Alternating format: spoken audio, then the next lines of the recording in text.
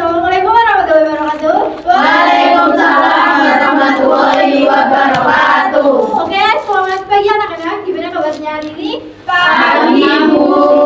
Alhamdulillah luar biasa. Allahu Akbar. Yes. Oke, hari ini Ibu absen dulu ya. Apakah semuanya hadir hari ini?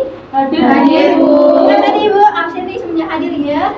Oh iya, sebelum mulai marilah tolong salah satu siswa pimpin doanya ya. Silakan. Bu Elsa. Berdoa dimulai. Udah selesai. Oke, sebelum kita mulai pembelajaran, kita supaya lebih semangat lagi, marilah kita menyanyikan lagu Garuda Pancasila ya. Garuda Pancasila.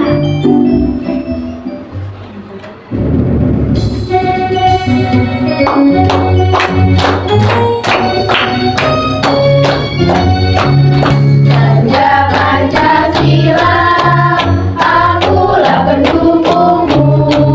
Karya proklamasi, sedia berkorban untukmu. Pancasila dasar negara, rakyat adil makmur sentosa, pribadi bangsaku. Ayo maju, maju, ayo maju, maju, ayo maju, maju.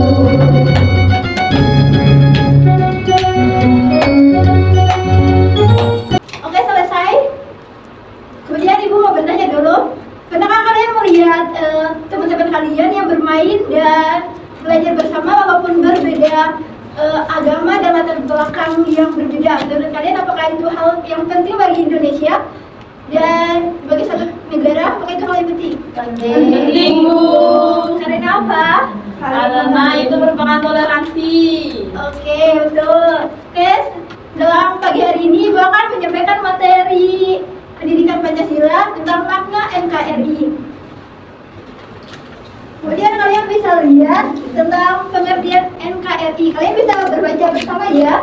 Satu. Nggak kelihatan Bu. Oh, sorry. Ayo, 1, 2, 3. Negara adalah organisasi dalam suatu wilayah yang memiliki kekuasaan tertinggi untuk mengatur masyarakat dan mencapai tujuan bersama. Negara Kesatuan Republik Indonesia adalah bentuk negara yang menganut prinsip satu negara, satu pemerintahan pusat, dan kedaulatan yang menyatu di dalam pemerintah pusat. Bentuk negara ini tercantum dalam UUD 1945 pasal 1 ayat 1. Negara Indonesia adalah negara yang berbentuk republik. Oke, selanjutnya ada makna NKRI. Kalian bisa berbaca bersama ya.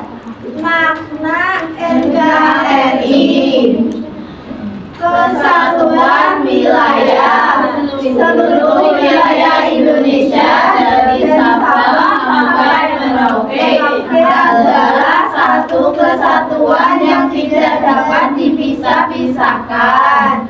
Kesatuan bangsa walau berbeda-beda suku, agama, budaya, dan bahasa, rakyat Indonesia adalah satu bangsa.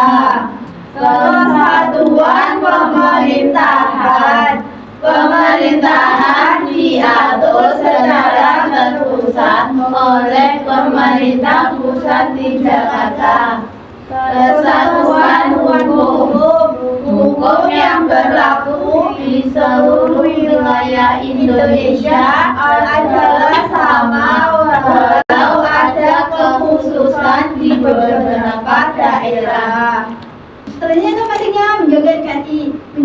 Yang pertama itu menjaga perdamaian dan kerukunan antara suku, agama, dan budaya. Yang kedua, mencegah perpecahan dan konflik horizontal. Yang ketiga, membentuk identitas dan jati diri bangsa Indonesia. Yang keempat, menjamin keadilan dan pemerataan pembangunan di seluruh wilayah. Kemudian selanjutnya yaitu ada contoh sikap menjaga NKRI. Yang pertama, menghargai perbedaan dan hidup rukun dalam keberagaman. Yang kedua, menjaga lingkungan dan fasilitas umum. Yang ketiga, tidak menyebarkan hoax atau ujaran kebencian. Yang keempat, mencintai produk dalam negeri. Yang kelima, mengikuti upacara bendera dan menunjukkan sikap hormat pada simbol negara. Selanjutnya ada tantangan dalam menjaga keutuhan wilayah. Yang pertama yaitu separatisme dan konflik internal. Yang kedua, pelanggaran batas wilayah oleh negara lain. Yang ketiga, eksploitasi sumber daya alam secara ilegal. Kemudian selanjutnya ada juga upaya menjaga keutuhan wilayah. Yang pertama yaitu penegakan hukum. Penegakan hukum ini ada pengawasan perbatasan dan penegakan hukum di wilayah laut. Yang kedua, diplomasi internasional. Ada menyelesaikan konflik perbatasan secara damai, dan yang kedua, kerjasama dengan negara tetangga. Oke, selanjutnya Ibu akan menunjukkan sebuah video tentang NKRI ya. Kalian menyimak ya? Yaitu Negara Kesatuan Republik Indonesia. Berdasarkan Undang-Undang Dasar 1945, Indonesia adalah negara kesatuan yang berbentuk republik. Nah, di video kali ini kita akan belajar dan cari tahu bareng tentang bentuk pemerintahan Indonesia serta kelebihan dan juga kekurangannya. Kita sering menyebut Negara Kesatuan Republik Indonesia, tapi tahu nggak sih kamu kalau penyebutan itu mengisyaratkan bentuk pemerintahan yang dilakukan di Indonesia? Yang pertama, yaitu Negara Kesatuan. Maksudnya adalah Indonesia sebagai negara memiliki bentuk negara kesatuan, yang berarti kekuasaan tertingginya dimiliki oleh pemerintah pusat, yang terdiri dari eksekutif, legislatif, dan yudikatif. Agar kamu tahu lebih detailnya seperti apa, bisa tonton video pembagian kekuasaan atau klik di pojok kiri atas ya. Bentuk negara kesatuan yang digunakan di Indonesia memberikan kebebasan kepada daerah-daerah untuk mengatur urusannya sendiri, atau biasa disebut dengan istilah desentralisasi, seperti urusan politik atau mengatur sumber daya alamnya. Akan tetapi, kontrol penuhnya ada di pemerintah pusat. Bentuk negara kesatuan juga digunakan oleh beberapa negara seperti Jepang dan Prancis. Dan ternyata bentuk negara bukan hanya negara kesatuan aja loh, ada juga yang namanya negara federasi atau federal seperti Amerika, Jerman, dan India. Dan juga bentuk negara monarki seperti Arab Saudi dan Inggris. Nah, jadi bentuk negara yang dijalankan di Indonesia adalah negara kesatuan dengan sistem desentralisasi, yaitu walaupun daerah memiliki kewenangan tertentu, daerah-daerah tersebut tetap berada di bawah kontrol pemerintah pusat. Selanjutnya, tentang republik.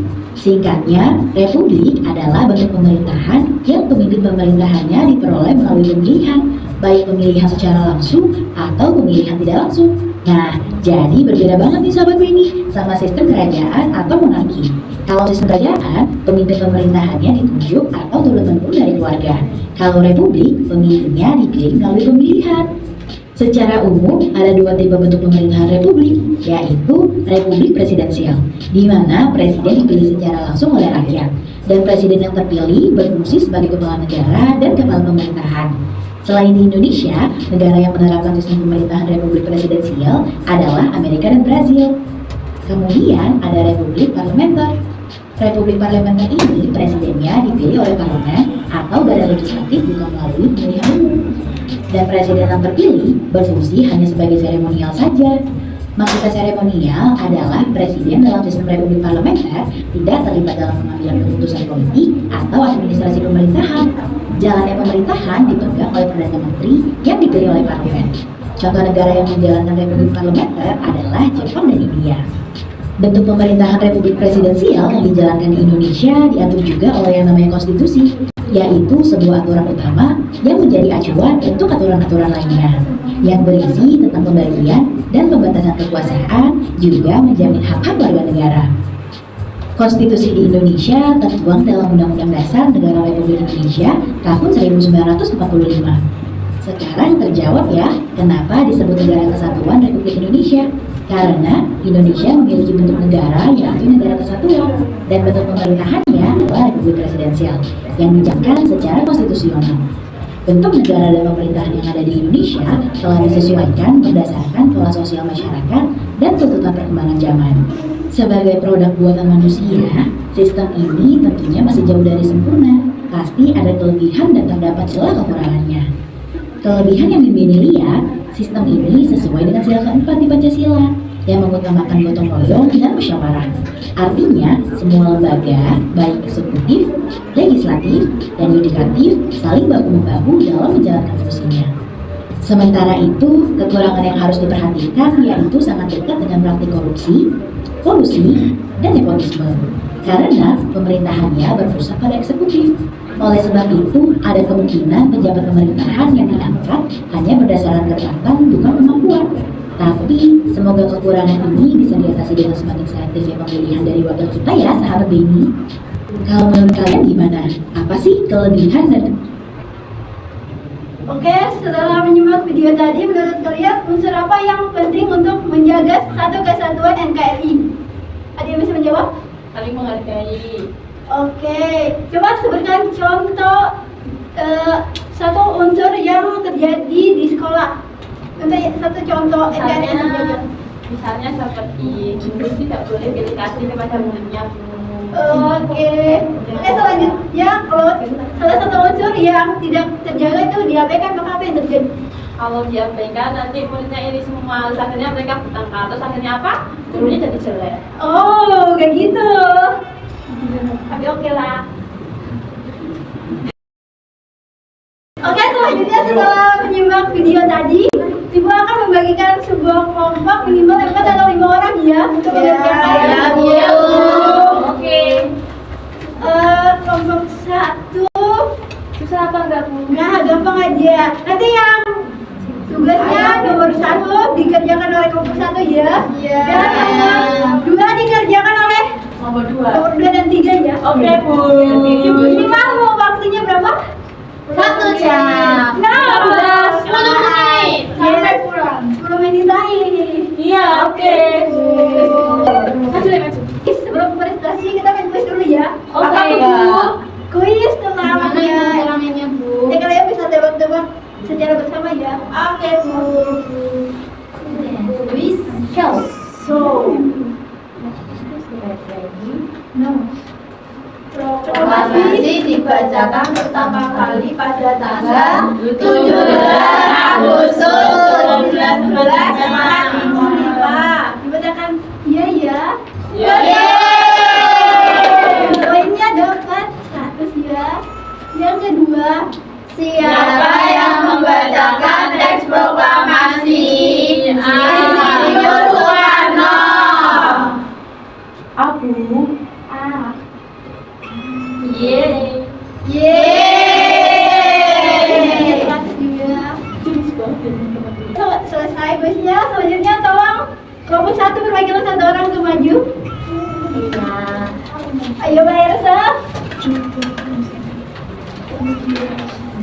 Pertanyaan, apa arti cinta tanah air menurut kalian? Cinta tanah air adalah cinta dan bangga terhadap negara dan tempat lahir kita. Oke, terima kasih Mbak Ersa. Tepuk tangannya. Yeay. Selanjutnya kelompok 2 perwakilan 1 orang. Semangat Aurel, semangat.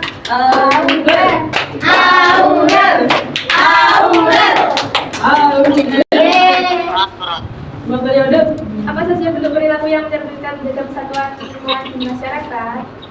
Menjaga toleransi ini berarti kita menghadap rendah tidak diskriminasi orang lain karena perbedaan tersebut. Para kate atau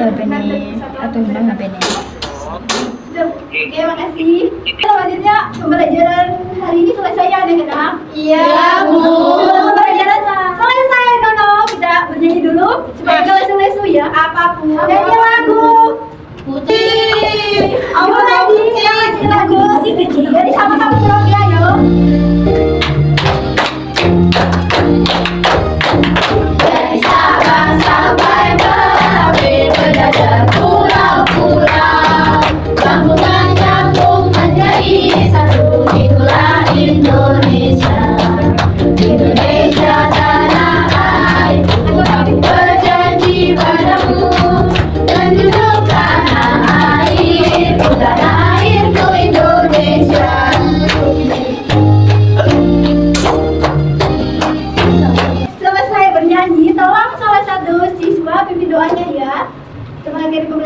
tadi? Berdoa mulai.